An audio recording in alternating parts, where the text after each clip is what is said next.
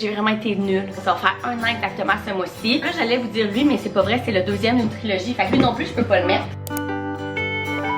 Hello, j'espère que vous allez bien. Aujourd'hui, on se retrouve dans une nouvelle vidéo. On se retrouve dans ma TBR jar. Je vais choisir ma pile à lire du mois de mars. Déjà le troisième mois de l'année et honnêtement, gang, on s'en reparlera plus dans ma vidéo de tous les livres que j'ai lus au mois de février, mais juste pour dire que j'ai vraiment été nulle dans ma TBR du mois de février. C'est passé des petits trucs dans mon mois qu'on s'en reparlera dans l'autre vidéo qui fait que j'ai presque rien lu dans ma TBR du mois de février.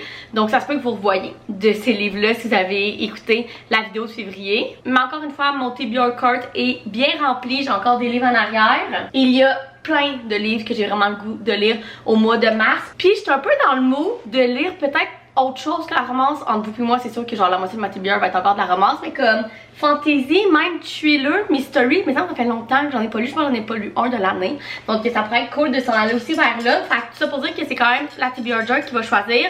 Comme tous les mois, je vais piger 8 prompts qui vont m'aider à choisir les 8 livres dans ma pile à lire du mois. Donc on commence maintenant avec la première. C'est une couverture colorée. Ok gang, on a énormément de choix. Et là ma question est, une couverture colorée, est-ce que c'est genre qu'il n'y a pas de noir et blanc? Ou est-ce que c'est qu'il y a le plus de couleurs possible sur la couverture? Je sais pas trop vers où qu'on s'en va parce que genre sur le coup je m'en allais vers The Bribe de Devney Perry. Ça fait longtemps que je veux lire cette cowboy romance là. Elle est colorée parce qu'elle est pas mal toute rose, mais il y a juste du rose. Fait qu'est-ce que c'est pas assez coloré? Sinon si on veut un petit peu plus de couleurs, j'ai L'amour en théorie de Alia The qui a beaucoup de jaune, mais il y a aussi du rose, du bleu. C'est peut-être un petit peu plus coloré que celle-là. Ça fait longtemps que je veux lire ce livre-là de Alice The Wood. Alice The Wood est une de mes auteurs de romance préférées. Et ça, c'est comme une trilogie de romances interconnectées autour de femmes dans le monde de la science. Et ça, c'est le dernier. Et j'ai su que c'était le préféré de Thelma Jazz. C'est tout aussi des genres de enemies to lovers. Bon, c'est des romances, ça, c'est pas des enemies vraiment intenses. Mais quand même. Fait que je pense qu'on va y aller avec elle. La couverture est très colorée avec comme jaune-orange dessus. Ok, on y va avec la deuxième. Un livre avec au moins 2 POV. Ok, ça, c'est assez facile. Parce que moi, mes romances, je les aime avec les POV des 2 personnages principaux. Donc la plupart, je pense, de ces livres-là ont plusieurs POV. Mais je pense qu'on va y aller avec Final Offer de Lauren Asher. On a 2 POV dedans, donc celui de la fille qui s'appelle Alana et celui de Cal, qui est le 3e garçon dans Les 3 frères. Dans le fond, c'est une série de romans interconnectés. J'ai adoré les deux premiers furent des 5 étoiles pour moi. J'ai un encore plus gros coup de cœur pour le deuxième. Et ça, c'est le dernier. Et le dernier frère m'intrigue vraiment beaucoup parce qu'autant les 2 premiers, j'ai trouvé très grumpy. Tu sais, c'est des hommes d'affaires qui ne se pas marcher sur les pieds, etc. Celui-là, dans les autres livres, c'est comme le frère plus souriant, plus drôle, etc. Et de ce que je comprends, c'est un second chance romance. Et Lauren Asher, j'ai déjà le premier dans la Dirty Hair ici. Puis sa nouvelle série, le premier c'est Love Redesign, sort en français ce mois-ci, donc en mars. Donc je veux vraiment terminer cette série-là pour pouvoir commencer ces autres séries. Donc je pense que c'est le livre parfait à mettre pour un livre avec au moins 2 POV. Ok, on y va avec le troisième. Là, je vous disais que j'étais dans le mood de pas de romance. Puis là, j'ai déjà 2 romances. Un livre avec un titre de 1 mot. Ok, ça va peut-être être un petit peu plus difficile. Mais je pense que je sais qu'est-ce que je veux. C'est le deuxième livre de cet auteur qu'on va mettre dans ma TBR. Mais écoutez, c'est pas grave. Bride de Alice The Wood. Je voulais absolument le lire au mois de février, puis j'ai pas eu le temps de le lire. J'ai vraiment l'impression que c'est le livre parfait à lire en hiver parce que c'est une romance entre un loup-garou et un vampire. Et je n'ai jamais lu ce genre de romance-là. Ça a vraiment l'air bon. J'ai entendu beaucoup de bons commentaires. Puis comme je vous disais tantôt, Alice The Wood est une de mes auteurs préférées de romance, donc c'est sûr que je vais l'aimer. En plus, j'ai la magnifique édition collector. Et de ce que j'ai su, c'est un mariage arrangé. Donc tout pour me plaire. Pour la trame d'un livre avec un mot, on va y aller avec Bride de Alice The Wood. Ok, on y va. Oups, avec le 4e, puis il y en a un qui a tombé. Donc ça va être celui-là. Une fantaisie. Ok, on change un petit peu. Et là, gang, il y a tellement de fantaisie que je veux lire prochainement, mais là, j'hésite entre 3. Premièrement, j'ai reçu ce mois-ci, si je me trompe pas, Powerless de Lauren Robert, qui est le premier dans une trilogie de fantaisie que j'ai tellement entendu de bien. J'ai comme su que c'est un mix entre une fantaisie young adulte et Hunger Games. Ça a l'air incroyable puis j'ai vraiment hâte de commencer cette série-là. Ensuite de ça, j'ai Un palais de colère et de brume de Sarah J. Maas, qui est le deuxième dans la série ACOTAR. C'est une série que je veux absolument lire cette année. J'ai seulement lu le premier en mars dernier, donc ça va faire un an exactement ce mois-ci. C'est pas acceptable. Honnêtement, là, quand tu commences ACOTAR, tu devrais lire au complet ce que j'ai su, et là, j'ai juste seulement lu le premier. Fait que je suis comme, là, un an pile après, c'est peut-être le temps que je lise le deuxième. Et sinon, j'ai Impitoyable serment de Rebecca Ross, qui est le deuxième et le dernier dans la série de Divine Rivalité. J'ai lu le premier au mois de décembre et ce fut un énorme coup de cœur pour moi. Je pense qu'aujourd'hui, c'est ma fantasy préférée. Et c'est juste une duologie, donc si je le lisais, je finirais la série. Fait que je pense qu'on va éliminer Powerless parce que commencer une nouvelle série fantasy quand j'en ai déjà deux commencées ici, c'est peut-être pas une bonne idée. Et là, j'hésite entre ces deux-là. Peut-être que le choix responsable serait d'y aller avec Impitoyable serment pour terminer la série. Mais en même temps, dans le tête, je me dis, ça va faire un mois pile ce mois-ci que j'ai commencé à ACOTAR. Faut que je continue. Fait que je pense que pour une fantasy, on va y aller avec Un palais de colère et de brume de Sarah J. Maas, qui est le deuxième dans la série ACOTAR et à ce qui paraît le préféré de beaucoup de gens. Je me dis que peut-être que lire le deuxième, ça va me donner le boost pour comme continuer au complet la série. Ok, on est à la moitié, donc on va avec le cinquième. Oh, j'en ai un autre qui est tombé.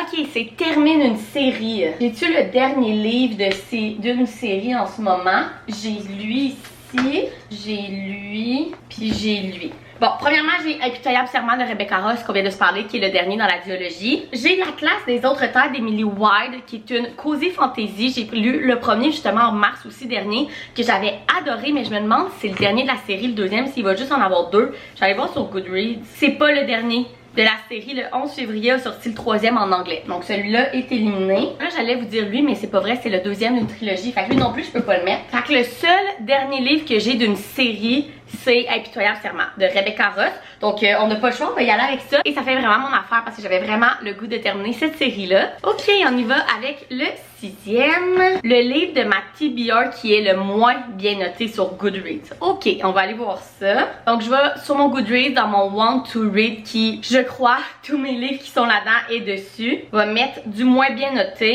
Et celui qui est le moins bien noté est Never Ever Getting Back Together de Sophie Gonzalez. Il y a 3.66 étoiles avec presque 20 000 ratings.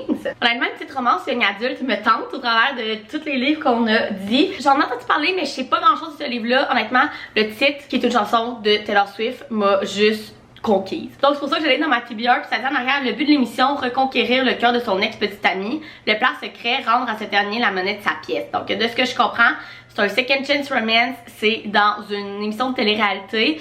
Puis je pense que le but de l'émission, c'est de reconquérir le cœur de son ex-chum, mais elle va là pour avoir comme sa vengeance. Honnêtement, ça m'intéresse vraiment. Bon, là, peut-être que le rating sur Goodreads me fait un petit peu peur, mais j'ai vraiment le goût de l'essayer. Donc ça va être ce livre-là pour le livre le moins bien noté sur Goodreads dans ma TBR.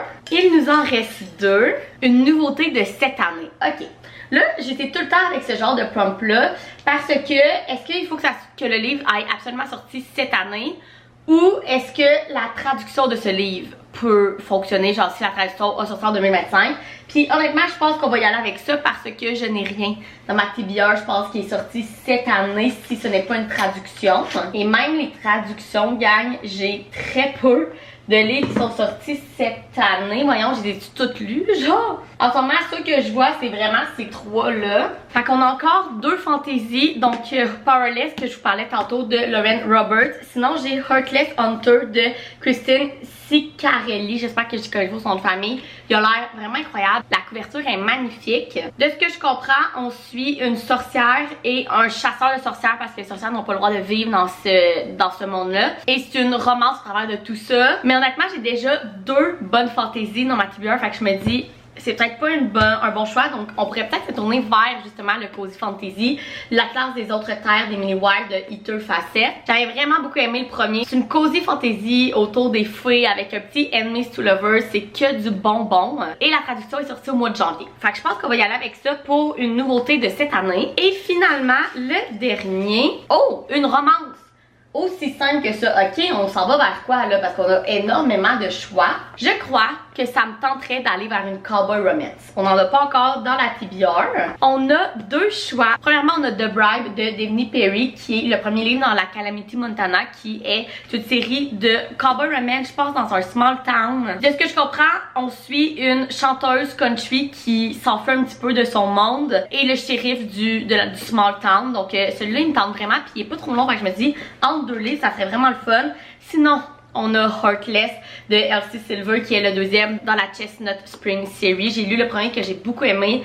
La traduction n'était pas 10 sur 10, mais j'ai su que ça s'est vraiment amélioré. Puis c'est le livre de Cade et de Willa. Willa est la meilleure amie du personnage dans notre premier livre et c'est un père célibataire et la nounou. Il a l'air excellent. Fait que j'hésite, mais je pense que je vais y aller avec The Bribe parce que j'ai déjà le deuxième dans ma TBR, donc j'aimerais vraiment ça le lire pour pouvoir lire le deuxième. En plus de ça, il est tout petit, ça va se lire vite entre deux livres, fait qu'on va y aller avec ça pour une romance. Donc pour faire un petit recap, pour une couverture colorée, on est allé avec L'amour en théorie de Ali Elzewood. Pour un livre avec au moins 2 POV, on est allé avec Final Offer de Lauren Asher. Pour un livre avec un titre de un mot, on est allé avec Bride de Ali Elzewood. Pour une fantaisie, on est allé avec Un palais de colère et de brume de Sarah J. Maas. Pour terminer une série, on est allé avec Impitoyable Serment de Rebecca Ross. Pour le livre de ma TBR qui est le moins bien noté sur Goodreads, c'était Never Ever Getting Back Together de Sophie Gonzalez. Pour une nouveauté de cette année, on est allé avec L'Atlas des autres terres d'Emily White de Eater Facette. Et finalement, pour une romance, on est allé avec The Bribe de Devney Perry. Donc voilà ma TBR du mois de mars. Honnêtement, je suis vraiment excitée de tout ça. En plus de tout ça,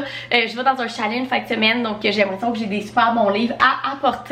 J'espère que vous avez aimé venir dans cette vidéo avec moi. Dites-moi en commentaire quel livre vous prévoyez lire pour le mois de mars. Vous pouvez mettre aussi un thumbs up, vous abonner à ma chaîne, puis nous on se retrouve dans une prochaine vidéo. Bye!